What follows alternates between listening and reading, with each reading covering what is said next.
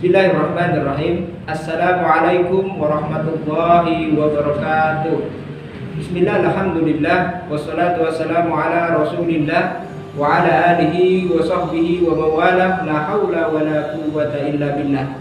Subhanaka la ilma lana illa ma 'allamtana innaka antal alimul hakim.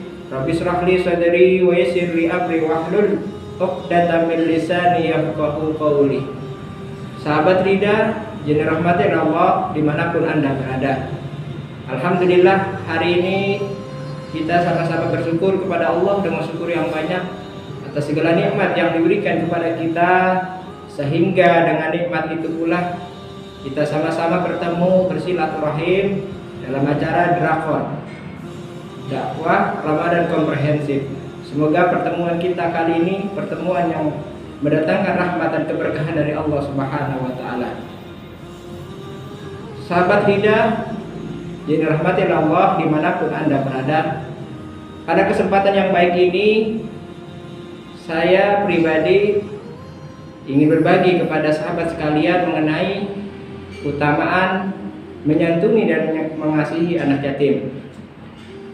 Di dalam Al-Quran, yatim disebutkan sebanyak 23 kali, yang dimana di dalam bentuk tunggal ada 8 kali dan 14 kali dalam bentuk jamak dan 1 kali dalam bentuk 2 atau musanna. Ini menandakan bahwasannya menyantuni dan mengasihi anak yatim adalah sosok yang harus kita pelihara, kita kasihi, dan kita santuni, karena Allah sangat mencintai orang-orang yang mengasihi dan menyantuni anak yatim. Sahabat Rida yang dirahmati Allah dimanapun Anda berada, para ulama menyepakati bahwasannya mengasihi dan menyantuni anak yatim adalah suatu amalan yang luar biasa, yang dimana baginda Nabi Muhammad Rasulullah Shallallahu Alaihi Wasallam sangat mengasihi dan menyantuni anak yatim. Pada kesempatan yang baik ini, saya ingin berbagi kembali mengenai keutamaan menyantuni anak yatim.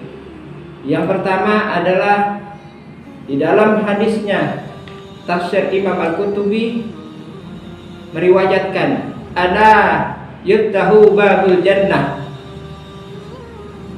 Ketika Rasulullah Shallallahu Alaihi Wasallam membuka pintu surga, Rasulullah Shallallahu Alaihi Wasallam sangat terkejut ketika di dalamnya ada seorang perempuan, dan perempuan itu juga terkejut ketika yang masuk adalah Rasulullah Shallallahu Alaihi Wasallam.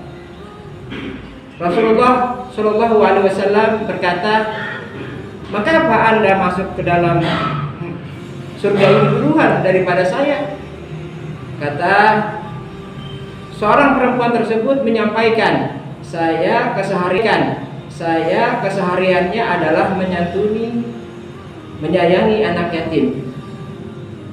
Ini menandakan luar biasanya kedudukan orang yang mengasihi dan menyantuni anak yatim. Di dalam hadis lain menyampaikan, "Ana wa kafirul yatim fil jannati hakadha wa syarra bi sababatil wusta wa faraja bainahuma syai'a." Aku dengan orang yang menyantuni, mengasihi anak yatim seperti 2 jari. Baginda Rasulullah mengisyaratkan 2 tangan seperti ini, berarti sangatlah dekat.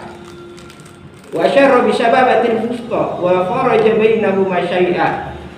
Saking dekatnya seperti 2 jari ini, berarti ini luar biasa orang yang mengasihi dan menyantuni anak yatim. Sahabat Rida yang dirahmati Allah dimanapun Anda berada, keutamaan yang pertama, orang yang mengasihi dan menyantuni anak yatim akan bersanding dengan baginda Nabi besar Muhammad Sallallahu Alaihi Wasallam.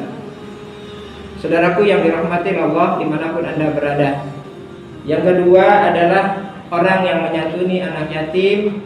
Di dalam hadisnya, "Man dhamma yatiman baina abwaini muslimaini fi ta'ami wa syarabihi hatta Yastagni anhu wajabat lahul jannah. Diriwayatkan oleh Abu Ya'la At-Tabrani, barang siapa yang menyantuni anak yatim di antara dua orang tua yang muslim di dalam makan dan minumnya sehingga ia mencukupinya, maka pasti ia akan masuk surga. Mudah-mudahan kita di tempat yang baik ini menjadi orang yang mengasihi dan menyantuni anak yatim. Amin ya rabbal alamin. Sahabatku yang dirahmati Allah dimanapun Anda berada. Yang ketiga adalah orang yang menyantuni anak yatim ketika Rasulullah SAW bertemu dengan seorang sahabat. Itu bertanya, aku ini orang yang keras hatinya, bagaimana cara melembutkan hati? Lalu Rasulullah SAW memberikan sarannya, kalau engkau ingin melembutkan hatinya, maka engkau santuni anak yatim. Lalu di riwayat lain diusaplah tangan atau kepalanya anak yatim itu pula. Insyaallah hati kita menjadi lembut. Ketika hati kita keras, kita mengasihi, menyantuni dan juga mengusap kepala anak yatim, maka insyaallah hati kita menjadi lembut. Sahabatku yang dirahmati Allah dimanapun Anda berada, sederhana perbuatannya, ringan perbuatannya, mengusap anak yatim itu, hati menjadi lembut. Ketaman tadi sudah pernah disampaikan oleh baginda Nabi besar Muhammad SAW. Semoga menjadi perhatian buat kita semuanya, agar kita tidak menjadi orang yang pendusta, yang diabadikan di dalam surat Al-Quran, surat Al-Ma'un. A'udzu billahi minasyaitonir rajim. Bismillahirrahmanirrahim. Ara'aital ladzi yukadzibu bid-din, fadzalika alladzi yad'ul yatim. Ya, bahwasanya di dalam Al-Quran tadi, orang yang mendustakan agama salah satunya adalah yang tidak peduli dengan anak yatim. Mudah-mudahan pertemuan ini kita bisa menjadikan ibrah, pembelajaran buat kita agar kita menyantuni, mengasihi anak yatim. Dan mudah-mudahan di bulan Ramadan ini Allah berikan kita rahmat taufik hidayahnya, dan Allah menuntun langkah-langkah kita agar kita menjadi orang yang sukses di bulan Ramadan ini. Mudah-mudahan bermanfaat untuk kita semuanya, khususnya buat saya Al-Fakir. Mudah-mudahan bisa diperhatikan atau bisa dipraktikkan di dalam kehidupan sehari-hari. Kurang lebihnya mohon maaf. Bila ada sumur di ladang, bolehlah kita menumpang mandi. Bila ada umur panjang, kita bisa ketemu kembali. Dengan ilmu hidup menjadi mudah, dengan seni hidup menjadi indah, dengan agama hidup menjadi terarah. Tanpa ilmu hidup menjadi sukar, tanpa seni hidup menjadi hambar, tanpa agama hidup menjadi kesesat. Itu saja dari saya.